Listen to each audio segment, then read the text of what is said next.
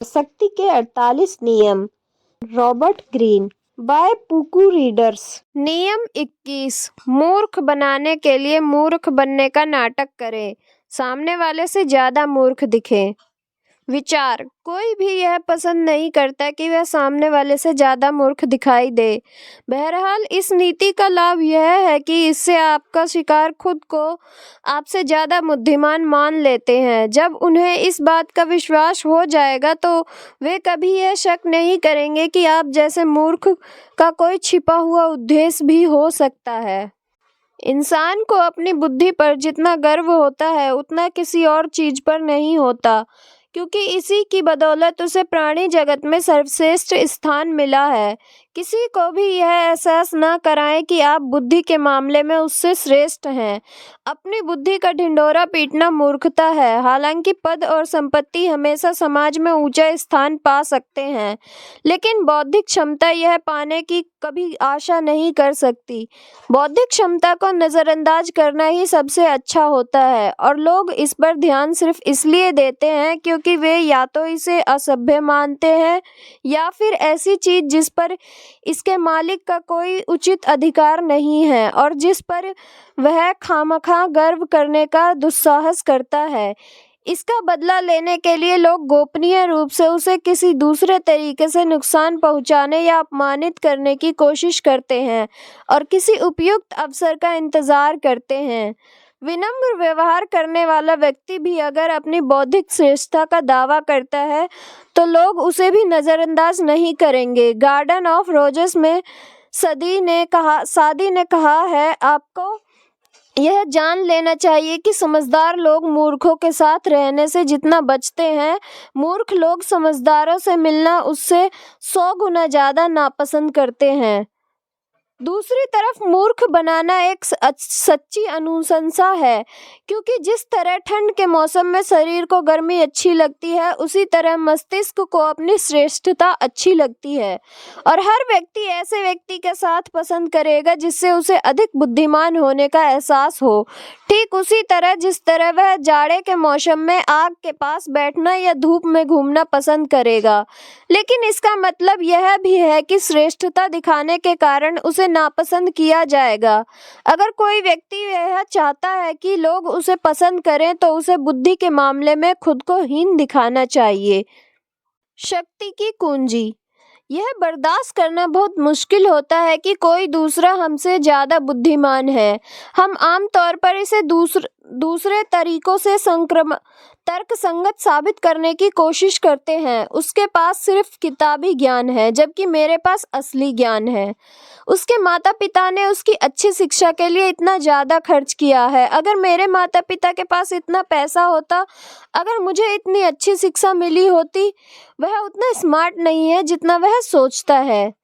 चूंकि ज़्यादातर लोगों के आडंबर के लिए बुद्धिमत्ता का विचार इतना महत्वपूर्ण है, इसलिए यह बहुत महत्वपूर्ण है कि हम किसी व्यक्ति की मानसिक शक्ति का धोखे से भी कभी अपमान ना करें, उस पर संदेह प्रदर्शित ना करें। यह एक असभ्य अपराध है। लेकिन अगर आप इस कठोर नियम का पूरी तरह पालन कर सकते हैं तो आप धोखा देने के बहुतेरे रास्ते खोल लेते हैं। चतुराई से लोगों को यह विश्वास दिलाएं कि वे आपसे ज़्यादा बुद्धिमान हैं या आप उनसे थोड़े मंदबुद्धि हैं। इस तरह से आप उन्हें जंजीर से बांध देते हैं। आपके द्वारा जगाई गई बौद्धिक श्रेष्ठता की भावना उनकी शंका की मांसपेशियों को शिथिल कर देगी। 1865 में प्रशिया के शासक ओट्टो वान बिस्मार्क चाहते थे कि ऑस्ट्रिया एक संधि पर हस्ताक्षर कर दे। यह संधि पूरी तरह से प्रशिया के हित में थी और ऑस्ट्रिया के हितों के विरुद्ध थी। बिस्मार्क जानते थे कि ऑस्ट्रिया वालों से हस्ताक्षर करवाने के लिए उन्हें कोई चाल चलनी पड़ेगी। ऑस्ट्रिया का कूटनीतिक काउंट क्लोब ताश के पत्तों पर चतुराई खिलाड़ी था। उसका विशेष प्रिय खेल क्विंज था और वह अक्सर कहता था कि किसी के भी क्विंज खेलने का तरीका देखकर वह उस व्यक्ति का चरित्र जान सकता है। बिस्मार्क ने व्लोम के बारे में सुन रखा था। संधि पर चर्चा के एक रात पहले बिस्मार्क ने व्लोम के साथ क्विंज खेलने का प्रस्ताव रखा। बिस्मार्क ने बाद में लिखा है, मैं इतने मूर्खतापूर्ण ढंग से खेला कि हर व्यक्ति हैरान रह गया। मैं कई हजार सिक्के हार गया, लेकिन मैं व्लोम को मूर्ख बनाने में सफल हो गया, क्योंकि उसे विश्वास हो गया कि मैं बहुत ही दुस्साहसी हूँ। दुस्साहसी दिखाने के अलावा बिस्मार्क ने मूर्ख होने का भी नाटक किया, मूर्खतापूर्ण बातें कही और घबराहट का अभिनय करते हुए बेसिर पैर की बातें करते रहे। इस सब से व्लोम को ऐसा लगा कि उसने बहुमूल्य जानकारी इकट्ठी कर ली है। वह जानता था कि बिस्मार्क आक्रामक है। प्रशिया में उनकी पहले से ही ऐसी छवि बनी हुई थी और जिस तरीके से वह खेले थे उससे इस बात की पुष्टि हुई थी।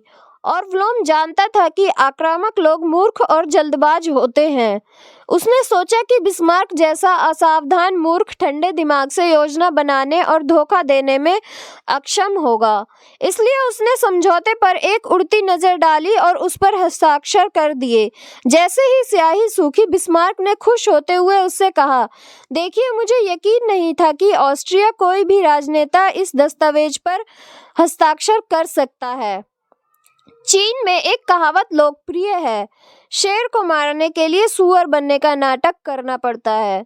यह कहावत पुराने जमाने की शिकारी तरकीब से उत्पन्न हुई है, जिसमें शिकारी सूअर की खाल ओढ़ लेता है और उसकी आवाज की नकल करता है।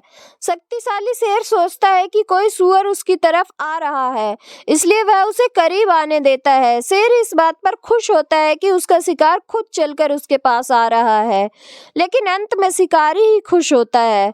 सूअर का नाटक करना उन लोगों के साथ व्यवहार में चमत्कारी परिणाम देता है जो शेर की तरह अति आत्मविश्वासी और दंभी होते हैं।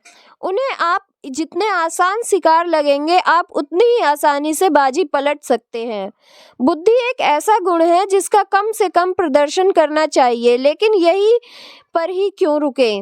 पसंद और अभिरुचियां भी दंभ के पैमाने पर बुद्धि के आसपास ही होती है। अगर आप लोगों को यह महसूस कराते हैं कि उनकी रुचियां आपसे ज्यादा अभिजात्य है, तो उनका रक्षा कवच शिथिल हो जाएगा। वे आपको अपने आसपास रखेंगे क्योंकि आपके करीब रहने पर वे श्रेष्ठ महसूस करते हैं, और आप जितनी ज्यादा देर तक उनके पास रहेंगे, आपको उन्हें धोखा देने के उतने ही ज्यादा मौके मिलेंगे। तस्वीर: ओपोसम नामक जानवर। मरने का नाटक करते समय ओपोसम मूर्खता का अभिनय करता है। बहुत से शिकारी जानवर इसे इसलिए नहीं खाते हैं। कौन विश्वास कर सकता है कि इतना बदसूरत, बुद्धिहीन, डरपोक और छोटा जानवर इतना बड़ा धोखा दे सकता है। विशेषज्ञ की राय: मूर्खता का इस्तेमाल करना सीखें। समझदार व्यक्ति भी कई बार यह पता चलता है। ऐसे मौके होते हैं जब सबसे ज्यादा समझदारी यह दिखाने में होती है कि आप कुछ नहीं जानते हैं। आपको अज्ञानी नहीं होना चाहिए, लेकिन इसका नाटक करने में निपुण होना चाहिए। मूर्खों के बीच में समझदार बनना उतना ही लाभकारी है जितना कि पागलों के बीच में बुद्धिमान बनना। जो व्यक्ति मूर्ख बनने का नाटक करता है वह मूर्ख नहीं होता है। सर्वाधिक लोकप्रिय होने का सर्वश्रेष्ठ तरीका सबसे मूर्ख व्यक्ति की खाल ओढ़ना है। नियम 22: समर्पण की चाल का प्रयोग करें, कमजोरी को शक्ति में बदलें। विचार: जब आप कमजोर हो तो सम्मान के लिए कभी ना लड़ें, इसके बजाय समर्पण करने का विकल्प चुनें। समर्पण से आपको दोबारा उठकर खड़े होने का समय मिल जाता है। इससे आपको अपने विजेता शत्रु को सताने और परेशान करने का समय भी मिल जाता है। इससे आपको उसकी शक्ति के घटने का इंतजार करने का समय मिल जाता है। उसे युद्ध में जीतने ना दे, इससे पहले ही उसके सामने समर्पण कर दे। दूसरा गाल आगे करके आप उसे परेशान और विचलित कर देते हैं। समर्पण का प्रयोग शक्ति के औजार के रूप में करें। जब बड़ा जमींदार गुजरता है तो समझदार देहाती बहुत नीचे झुक जाता है और चुपचाप हवा निकाल देता है। शक्ति की कुंजी: शक्ति के क्षेत्र में हम अक्सर इस कारण मुश्किल में फंस जाते हैं क्योंकि हम अपने दुश्मनों की चाल पर जरूरत से ज्यादा प्रतिक्रिया कर देते हैं। इस अति प्रतिक्रिया की वजह से ऐसी समस्याएं उत्पन्न हो जाती है जिनसे हम बच सकते थे। इसकी उतनी ही तीव्र प्रतिक्रिया भी होती है, क्योंकि तब हमारा दुश्मन भी अति प्रतिक्रिया करता है। हमारी पहली इच्छा हमेशा प्रतिक्रिया करने की होती है।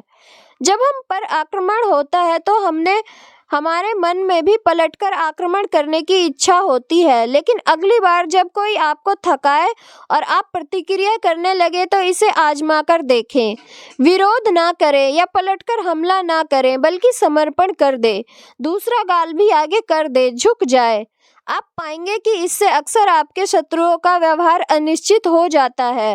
वे उम्मीद कर रहे थे कि आप पलटकर वार करेंगे, सख्ती से प्रतिक्रिया करेंगे, लेकिन आपके विरोध ना करने से वे विचलित हो जाएंगे और उनकी आशाओं पर पानी फिर जाएगा।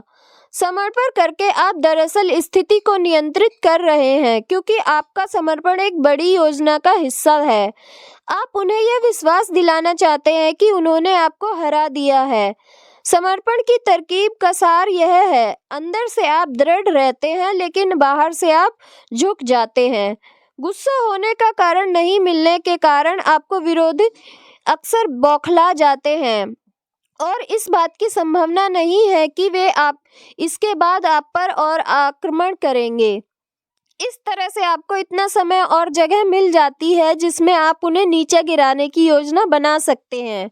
बुद्धिमान व्यक्ति जब क्रूर और आक्रामक व्यक्ति के खिलाफ लड़ता है तो समर्पण की तकनीक ही सर्वश्रेष्ठ हथियार है।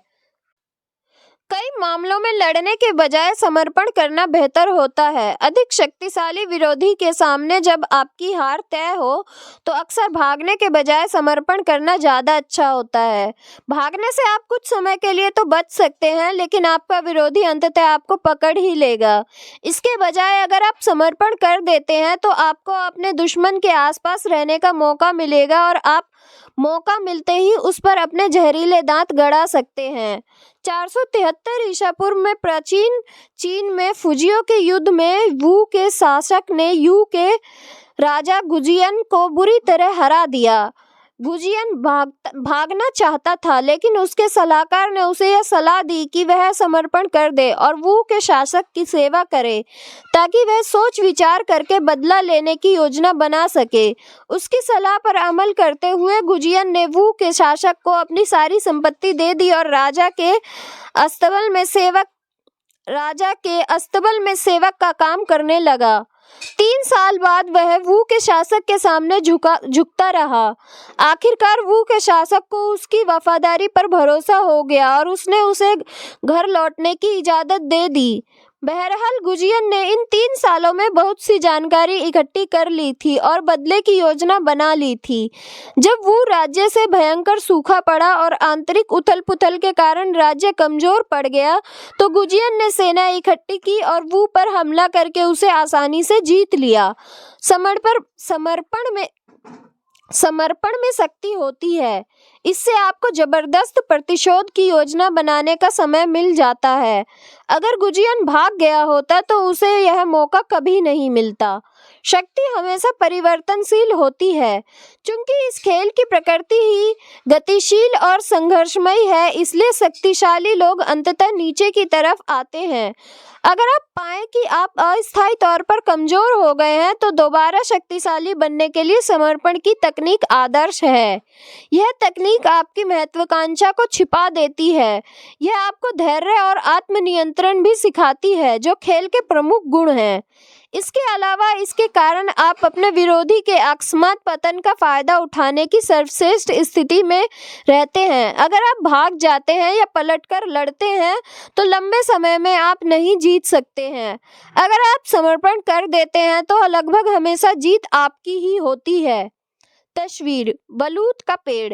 बलूत का जो पेड़ तेज हवाओं से लड़ता है, उसकी शाखाएं एक एक करके टूट जाती है।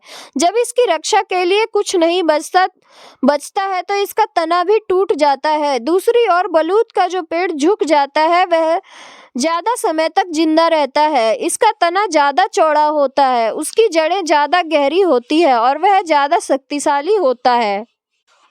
1985 के संपादक क्लिंटन फेडिमैन के the little Brown book of anacondas में जब लंदन में फ्रांस विरोधी भावना चरम सीमा पर थी, तब वोल्टेयर वहां निर्वासित जीवन गुजार रहे थे। एक दिन सड़क पर उन्हें गुस्सैल भीड़ ने घेर लिया। लोग चिल्लाने लगे, इस फ्रांसीसी को फांसी पर लटका दो, फांसी पर लटका दो। वोल्टेयर ने शांति से भीड़ को संबोधित करते हुए कहा, इंग्लैंड के वासियों, आप मुझे इसलिए मारना चाहते हैं क्योंकि मैं फ्रांसीसी हूँ। क्या मेरे लिए यही सजा काफी नहीं है कि मैं इंग्लैंड के बजाय फ्रांस में पैदा हुआ हूँ? भीड़ ने उनके शब्दों पर तालियां बजाई और उन्हें सुरक्षित उनके घर तक पहुंचाया। विशेषज्ञ की राय। तुमने ये कहावत सुनी होगी, आंख के बदले आंख, दांत के बदले दांत। लेकिन मैं तुमसे कहता हूँ कि तुम बुराई का प्रतिरोध मत करो, बल्कि जो तुम्हारे दाएं गाल पर मारे उसके तरफ बायां गाल भी कर दो। और अगर कोई आदमी तुम पर मुकदमा करके तुम्हारा कोट ले ले तो तुम उसे अपना दुशाला भी दे दो। और अगर कोई तुम्हें 1 मील चलने के लिए मजबूर करे तो तुम 2 मील तक चलो।